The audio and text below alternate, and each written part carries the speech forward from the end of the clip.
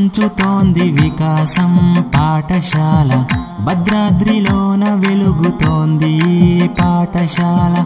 కలలకు చక్కనైన వికాసం పాఠశాల, సంకేత భాషలోన చదివే మా పాఠశాల.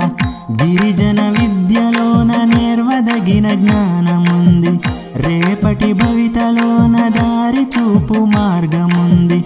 దివ్యాంగులకు నేర్పు అడుగు జాడలు.